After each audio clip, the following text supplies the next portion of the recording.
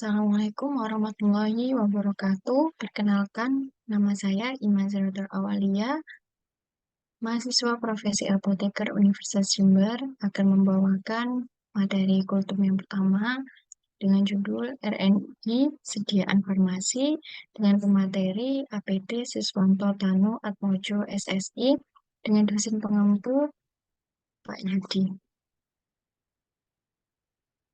Materi yang pertama yaitu pengembangan farmasi. Pengembangan farmasi sendiri terdiri dari obat baru, yaitu zat aktif baru, kombinasi baru, bentuk sediaan baru, cara pelepasan baru, potensi baru, dan juga indikasi yang baru, serta rute pemberian yang baru. Dan juga ada obat generik. Obat baru dengan zat aktif baru atau zat aktif lama yang dikombinasikan, maka akan membentuk sediaan baru. Dan juga terkait rute pemberiannya, serta umum di Indonesia, yaitu obat generik atau meniru obat yang sudah ada. Untuk skema proses obat pengembangan baru atau OPB itu sendiri ada New Drug Development dan juga Improved Drug Development, Generic Drug Development. Di sini untuk pengembangan obat baru itu membutuhkan molekul baru yang juga memiliki resiko yang tinggi serta waktu pengembangan yang sangat lama, sehingga kembalinya uang dari modal itu sangat lama. Maka dari itu, industri di Indonesia lebih suka untuk membuat obat generik karena lebih mementingkan nilai profit daripada penelitiannya. Yang kedua yaitu industri farmasi yang sering disebut dengan improvisasi. Obat ini itu sudah ada sebelumnya telah dibuat dengan sediaan yang baru, maka akan dibuat dengan sediaan yang baru, memiliki resiko yang rendah dan juga membutuhkan modal yang sedikit serta modalnya itu cepat kembali. Kemudian ada generic drug development yang sering disebut dengan itu produk. Ini merupakan produk yang dilakukan dengan pengujian bioekuivalensi yang memiliki resiko rendah karena resiko kegagalan waktu uji klinis itu bisa dihindari, serta kecepatan pengedarannya sangat cepat. Pengembangan obat generik paling disukai umumnya di industri Indonesia. Kenapa sih di industri Indonesia itu banyak meniru obat atau mengeluarkan obat generik? Nah, di sini itu em, dari obat baru atau menemukan obat baru itu dimulai dengan menemukan molekul. Dengan molekul ini yang terdiri dari beberapa senyawa. Dengan itu, molekulnya nanti akan memperoleh khasiat. Dengan khasiat yang diharapkan membutuhkan biaya yang sangat tinggi dan juga kegagalan yang tinggi juga. Setelah senyawanya ditemukan, Setelah senyawanya ditemukan, maka dilakukan studi praklinik. Selanjutnya dilakukan pembentukan formula dan juga trial and error untuk memberikan efek kepada penggunanya, sehingga terbentuk sediaan. Oleh karena itu, dilakukan fase klinik 1 hingga 3, dilakukan tahap data keamanan dan data pasien sudah lengkap, maka akan diregistrasikan. Selanjutnya dilakukan pengujian fase 4, yaitu diedarkan kepada pasaran, tetap diamati untuk mendapatkan data toksisitas. Yang selanjutnya yaitu alur proyek pengembangan yang terdiri dari business development dan juga marketing.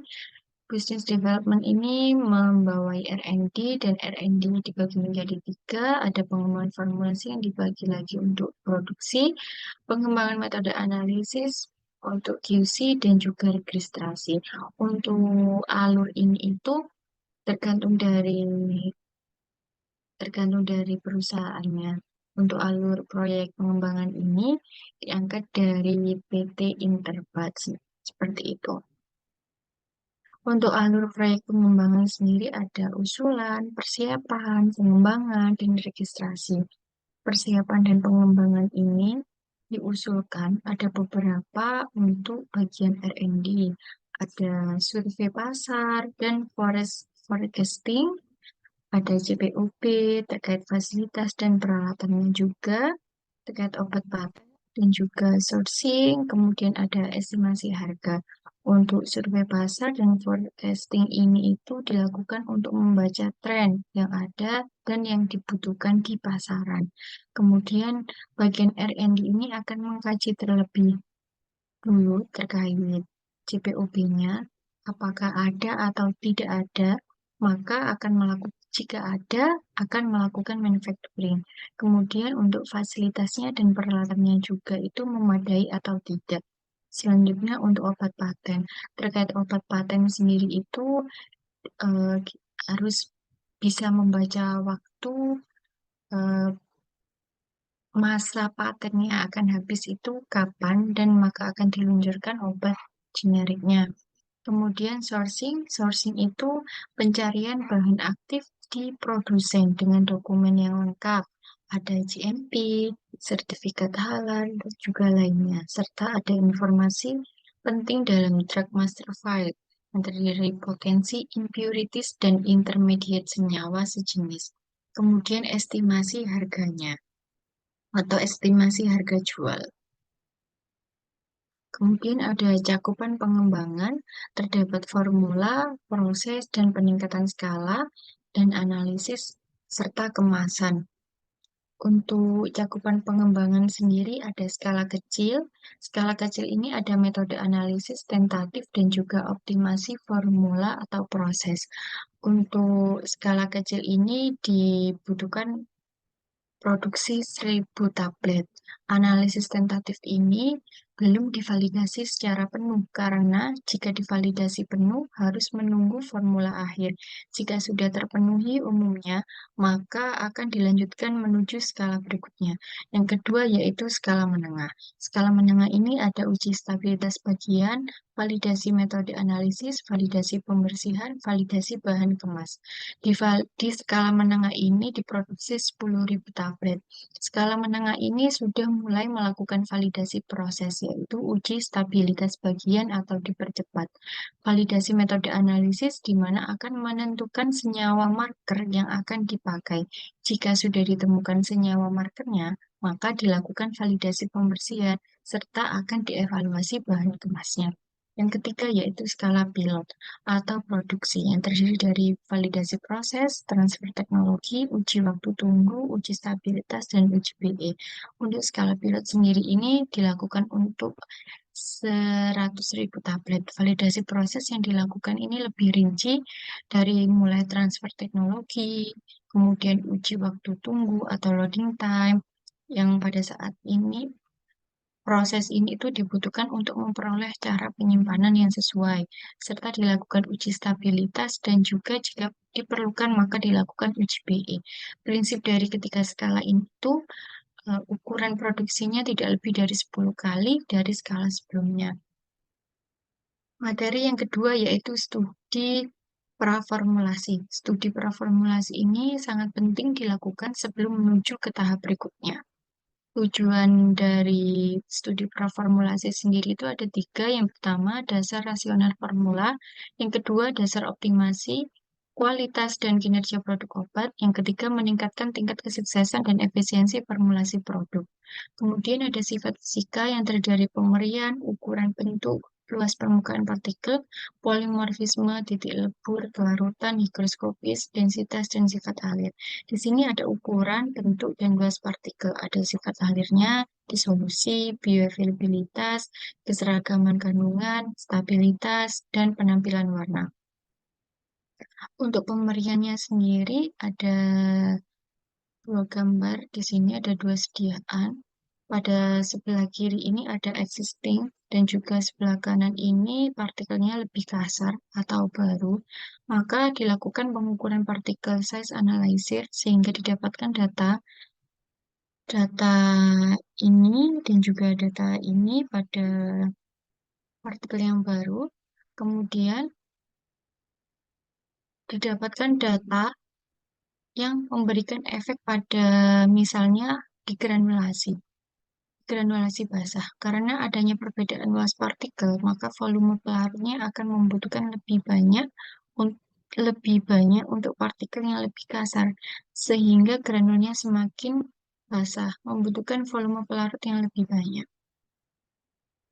Untuk polimorfisme, transformasi karena proses apa? Stabilitas, disolusi, atau bioavailabilitas. Amorf sendiri itu merupakan bentuk kristal secara termodinamika stabil, sehingga memiliki kecenderungan untuk berubah bentuk kemungkinan kecil. Maka pada waktu stabilitas terjadi penurunan disolusi dan berpengaruh pada bioavailabilitas itu dengan jumlah besaran penyerapan obat di dalam tubuh. Untuk titik lebur sendiri dibutuhkan kemurnian bahan, kemudian pemilihan proses, misalnya pada ibuprofen, memiliki titik lebur 70 derajat Celcius. Jika akan diformulasikan dalam sediaan tablet, maka harus hati-hati karena akan menimbulkan proses panas pada proses pembuatan tablet itu. Kemudian ada eutektik. Eutektik ini sangat bermasalah jika pada sediaan solid. Kemudian untuk kelarutan, kelarutan sendiri berbentuk sediaan, ada cairan granul dan juga disolusi. Untuk higroskopis sendiri, higroskopis itu merupakan menariknya air dari lingkungan. Kemudian efflorescence merupakan keadaan di mana dalam kondisi tertentu akan menyerap air, tapi pada kelembapan tertentu akan melepaskan air dan akan mengikatnya kembali. Kemudian deliquescence, bahan yang menyerap air dan akan larut, kemudian akan mencair kembali. Contohnya MgCl2 dan juga ranitidin. Untuk sifat fisika kimia, sifat kimia itu ada struktur dan gugus fungsi, kemudian ada konstan ionisasi atau pKa, ada koefisien partisi isomer, stabilitas fase padat dan dalam larutan. Kemudian ada pengotor dan senyawa jenis. Ini di sini merupakan struktur kimia. Yang ini struktur kimia dari asam salisilila dan ini struktur kimia dari dipenhidramid.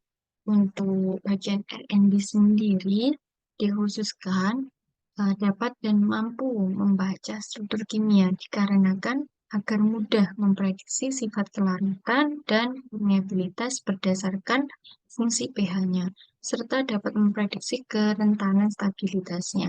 Untuk bagian R&D sendiri itu biasanya akan diberikan latihan agar cepat melihat struktur dan memiliki tingkat kerentanan terhadap sesuatu. Untuk konstanta ionisasi pKa, memiliki kemampuan senyawa melepaskan proton dalam suatu pelarut dalam kondisi setimbang. Terus kemudian senyawa asam dengan basa dapat digunakan untuk menentukan senyawa asam basa atau tidak. Ternyata pKa itu tidak dapat menentukan pH asam atau basa. Oleh karena itu, untuk menentukan sifat asam basa ini harus dilihat struktur kimianya. Penerapan pKa sendiri harus dilakukan kelarutan sebagai fungsi pH, digunakan untuk disolusi terbanding, kemudian penentuan lokasi absorpsi obat itu ditentukan dalam penentuan lokasi absorpsi obat, dilihat dari bentuk tidak terionkannya. Kemudian pemilihan dapar, kemampuan mendapar yang baik pada area pKa. Misalnya, jika ada garam pKa dengan pKa 7, memiliki kemampuan mendapar yang baik sekitaran kurang lebih 1 antara pH 6 dan pH 8 hingga pH 8. Untuk pemilihan pengawet sendiri ini pengawet aktif dalam bentuk tidak terionkan. Untuk kelarutan pKa dan pH, contohnya ada propil paraben, terdapat gugus fenol di mana termasuk asam lemah, sehingga semakin tinggi pH-nya maka semakin larut.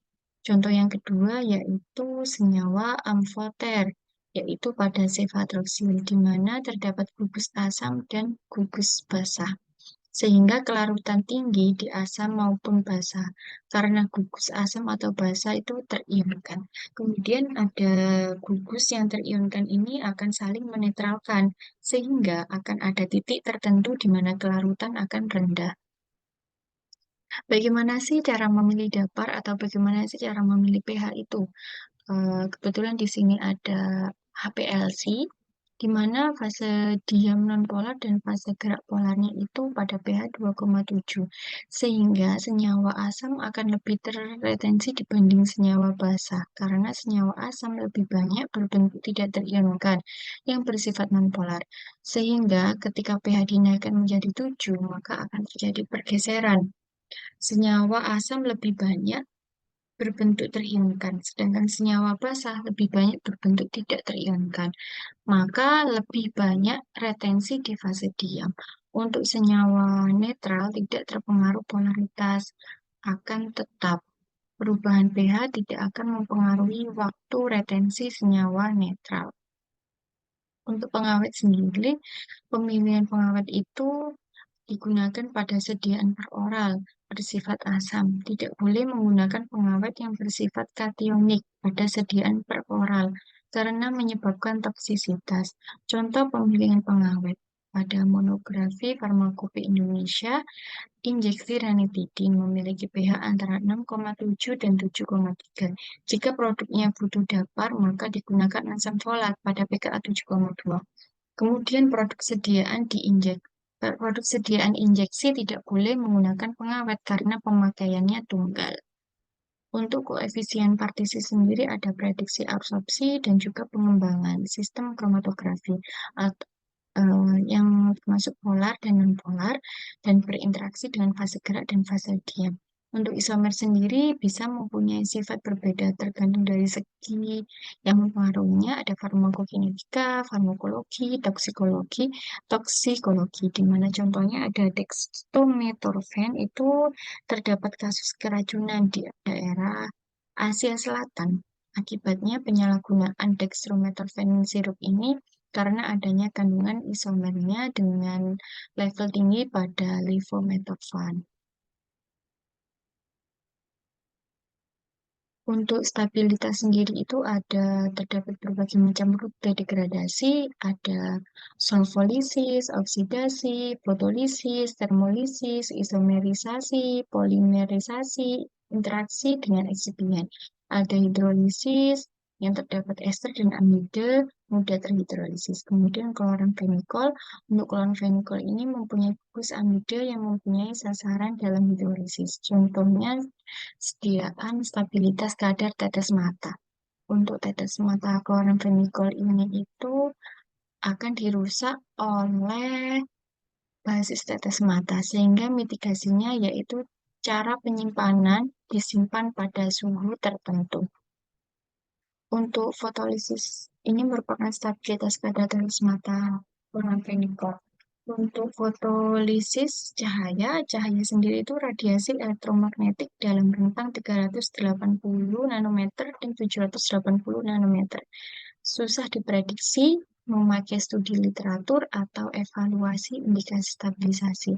Untuk penerapannya sendiri itu dilakukan langkah mitigasi fotodegradasi, yaitu untuk mencegah overlap antara spektra serapan bahan dan spektra sumber cahaya. Untuk senyawa pengotor sendiri itu ada pengotor organik, pengotor anorganik, dan residu solvent. Untuk pengotor organik itu bisa terkait proses sintesis atau hasil degradasi atau hasil interaksi antara komponen dalam produk. Untuk pengotor anorganik ini katalisis dan mineral, dan residu solvent ini pelarut yang sengaja ditambahkan dalam proses kemudian harus dihilangkan semaksimal mungkin.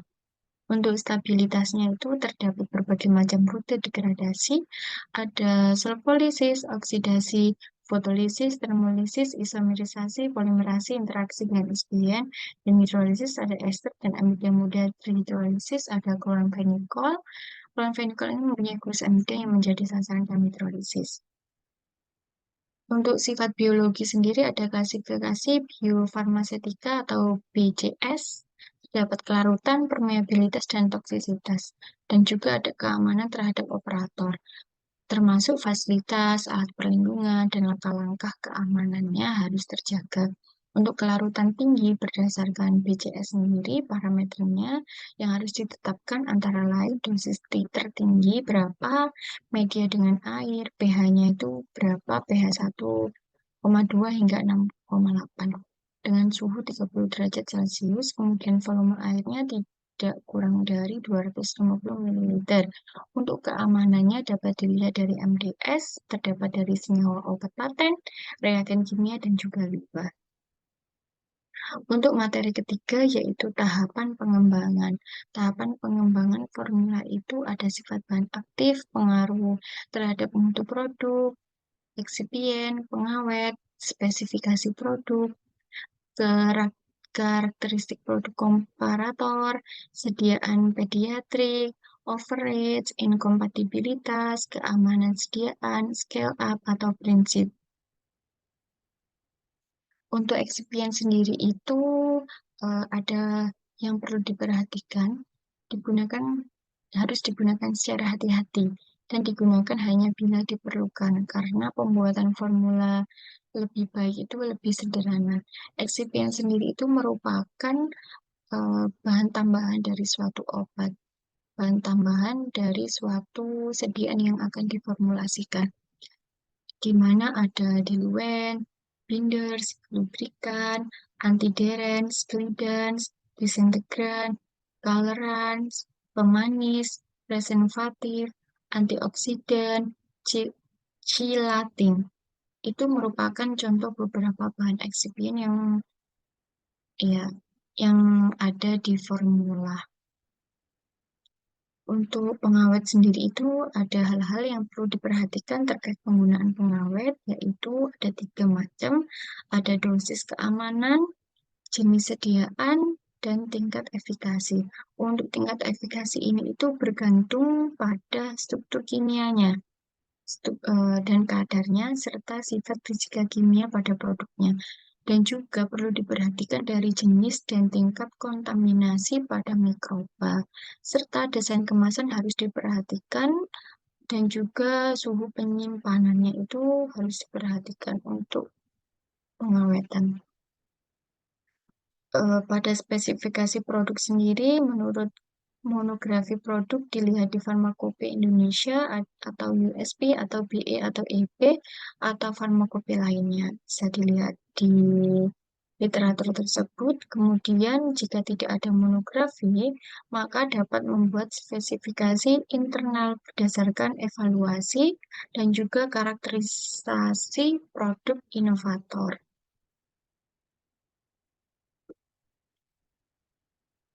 Selanjutnya yaitu ada karakterisasi produk komparator. Di sini itu ada bentuk, sifat fisiologi, kimia, dan biologi, ada break score, ada komponen bahan tambahan secara kualitatif dan kuantitatif, kemudian ada target populasi pasien. Itu tuh harus terkarakterisasi produk komparatornya.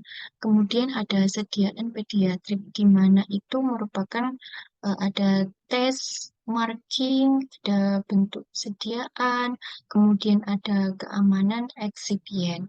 Untuk uh, overrange juga itu ada container overrange, kemudian ada manufacturing overrange, ada stability overrange. Selanjutnya juga untuk inkompatibilitas ini itu dilakukan pencampuran 1:1. Jika inkompatibilitas ini pada pencampuran itu jika tidak bisa dihindari dalam formulasi. Jika pencampuran ini itu tidak bisa dihindari dalam formulasi.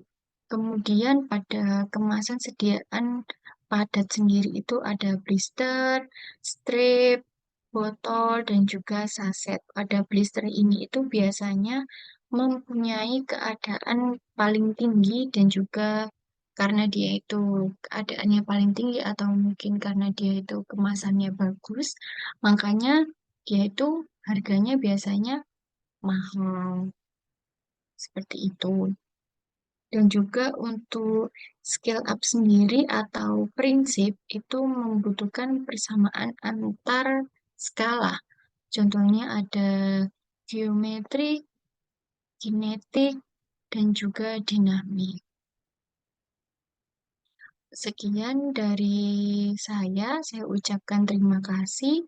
Wassalamualaikum warahmatullahi wabarakatuh.